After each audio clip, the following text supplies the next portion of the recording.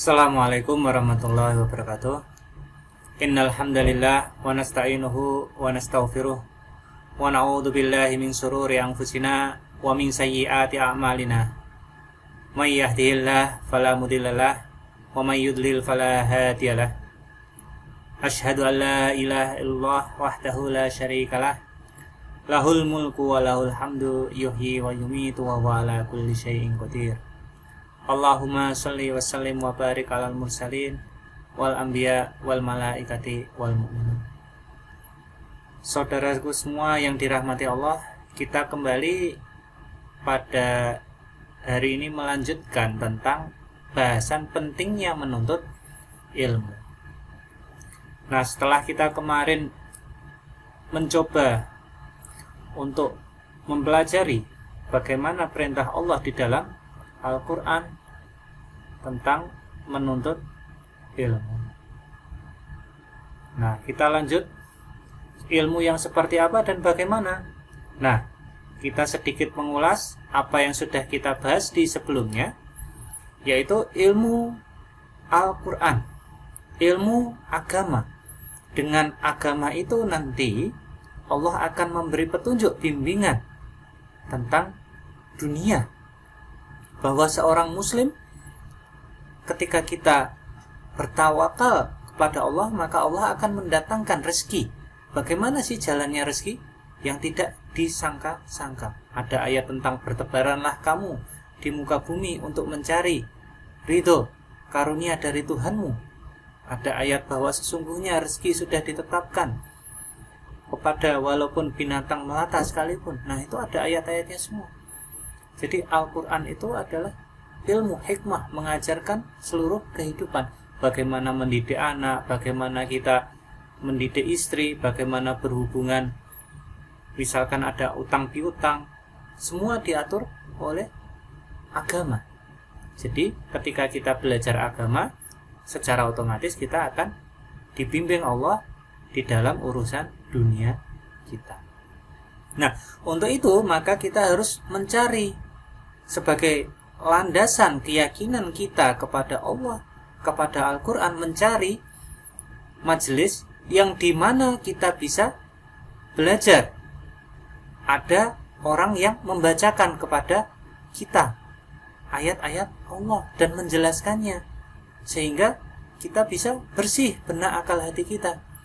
Bersih apa? Membersihkan jiwa kita, menghilangkan apa? Kekhawatiran, keraguan terhadap Allah, menambah keyakinan. Bagaimana kita mengedepankan urusan akhirat, maka dunia mengikuti. Seperti apa dan bagaimana? Maka Allah memberikan jaminan kepada hamba-hambanya.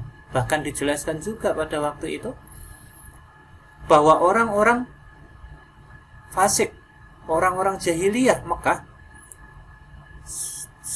sangat begitu ketakutannya kepada anak mereka ketika anak mereka lahir wanita. Bahkan mereka membunuhnya hidup-hidup. Di antara mereka membunuhnya tidak peduli apakah itu laki-laki ataukah perempuan. Nah, kenapa hal itu terjadi? Karena mereka tidak meyakini bahwa hakikatnya rezeki adalah dari Allah. Apakah sholat itu akan mendatangkan rezeki? Kenapa saya sholat kok saya tidak kaya? Bukanlah seperti itu.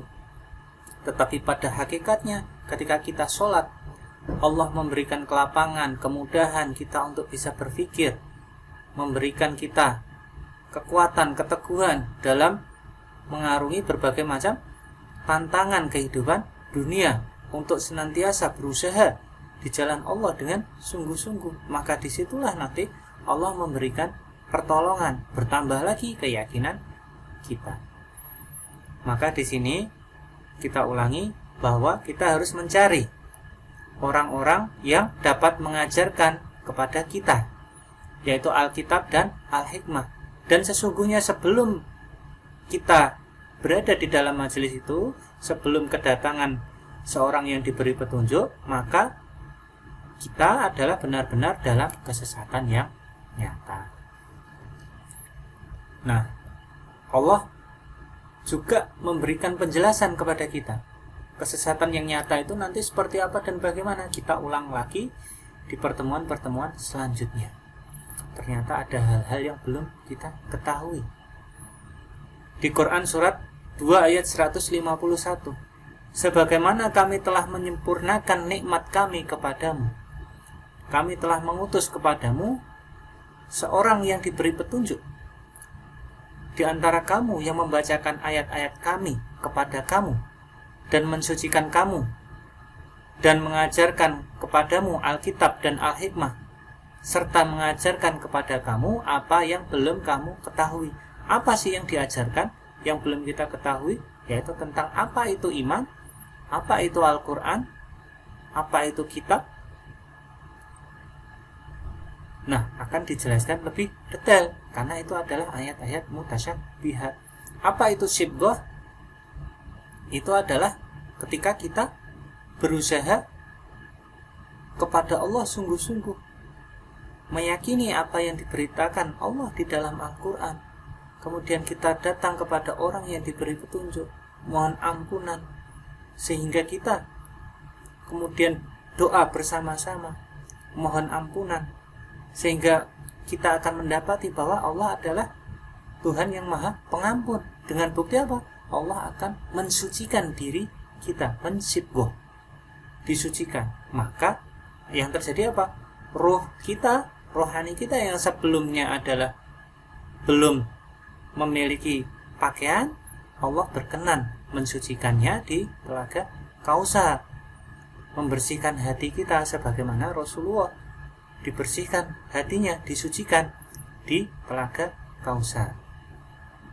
Sebagaimana Nabi Isa juga mengajarkan bahwa kita harus syibghah atau dibaptis. Maksudnya seperti apa dan bagaimana? Agar roh kita menjadi suci, Ruhul Kudus. Nah, di sini kita coba pelajari pentingnya. Kalau kita tidak memiliki ilmu pengetahuan, apa yang terjadi? Dan di antara manusia ada orang yang membantah tentang Allah tanpa ilmu pengetahuan dan mengikuti setiap setan yang jahat. Di Quran surat 22 ayat 3.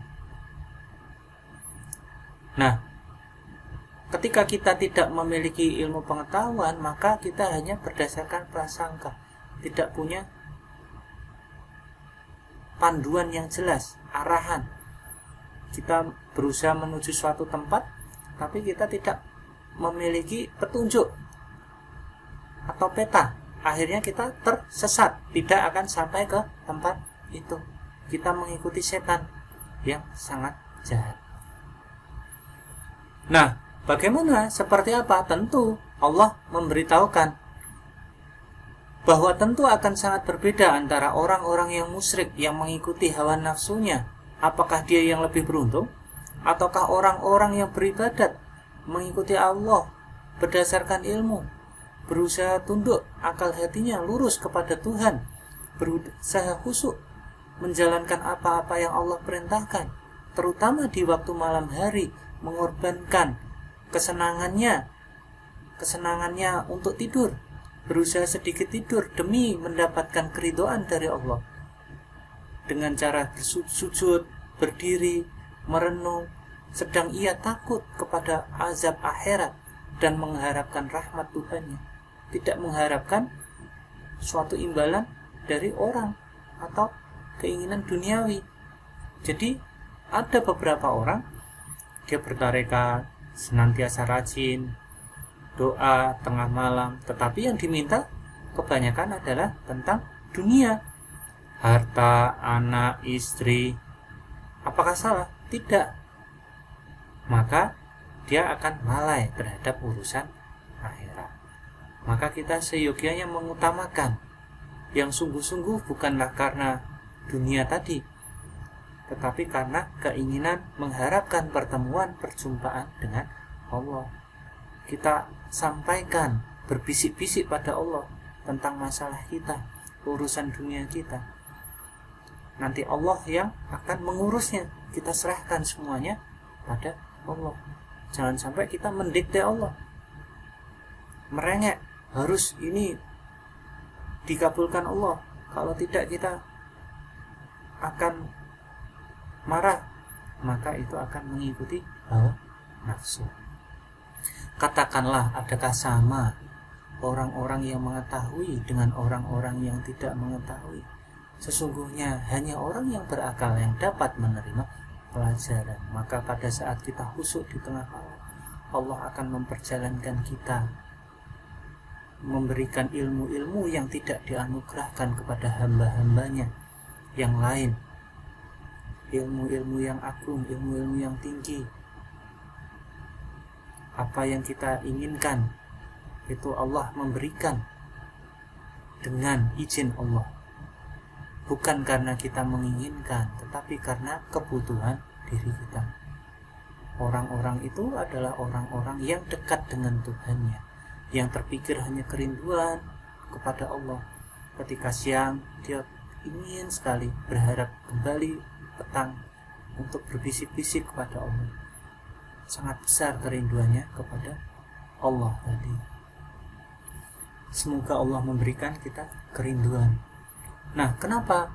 Karena Allah memberikan pengetahuan. Pengetahuannya itu dari mana? Al-Quran tadi.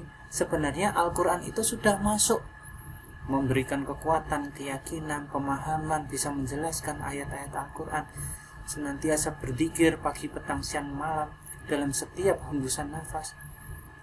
Dia takut kalau terjadi kesombongan dalam menyampaikan risalah, tetapi hal itu harus disampaikan walaupun itu berat.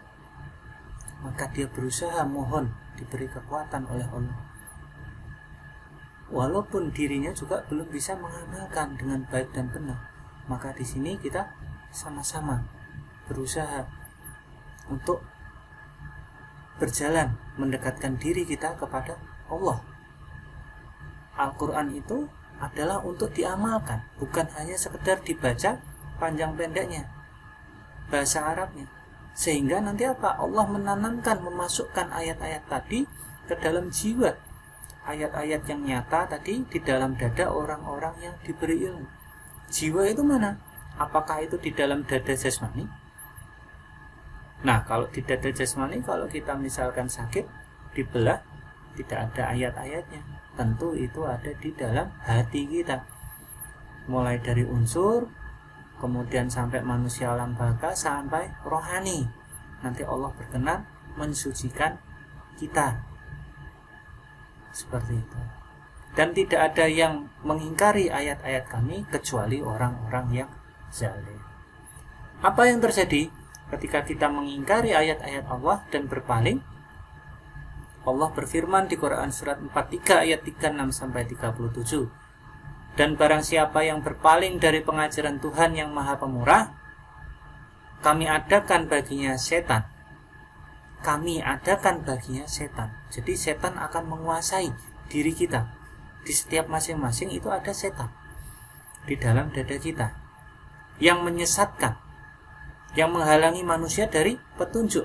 Maka setan itu menguasai, menjadi teman yang selalu menyertainya. Dan sesungguhnya setan-setan itu benar-benar menghalangi mereka dari jalan yang benar, dan mereka menyangka bahwa mereka mendapat petunjuk. Nah, apa yang terjadi? Selanjutnya Allah memperingatkan, seandainya itu memang benar, kita menyangka bahwa itu adalah kebenaran. Allah berkata, seandainya kebenaran itu sesuai dengan apa yang kamu yakini, berdasarkan setan kamu berpaling tadi, menurut hawa nafsu tadi, pasti binasalah langit dan bumi ini semuanya, dan semua yang ada di dalamnya. Sebenarnya kami telah mendatangkan kepada mereka Al-Quran, Allah, petunjuk Allah. Maka mereka, tetapi mereka berpaling dari kebanggaan itu. Di Quran surat Al-Maryam, orang mengatakan Allah punya anak, hampir-hampir langit pecah, bumi terbelah disebabkan apa yang mereka katakan. Jadi apa yang kita sampaikan, apa yang kita pikirkan, jika hal itu tidak sesuai dengan pandangan Allah, maka kita mendatangkan murka Allah. Apa balasannya? Allah akan memberikan rizki yang hina berupa karbon tadi. Maka di antara manusia ada orang-orang yang membantah tentang Allah tanpa ilmu pengetahuan, tanpa petunjuk, dan tanpa kitab yang bercahaya. Jadi kitab yang bercahaya itu tadi yang dimasukkan ke dalam rohaninya. Ketika kita yakin jasmani kita kepada Allah, kepada Al-Quran, maka Allah akan berkenan memberikan petunjuk, menambah petunjuk setelah petunjuk yang sudah ada. Maka harus kita jaga, kita dengan cara apa? Selalu mengingat Allah dalam setiap hembusan nafas. Mudah-mudahan Allah memelihara ilmu, iman, amal kita, menyelamatkan kita di akhir hayat, sehingga kita bisa husnul khotimah, saling nasihat menasihati di dalam kebaikan, dan saling nasihat menasihati dalam kesabaran, dan nasihat menasihati dalam kebenaran. Wabillahi taufik wal hidayah. Assalamualaikum warahmatullahi wabarakatuh.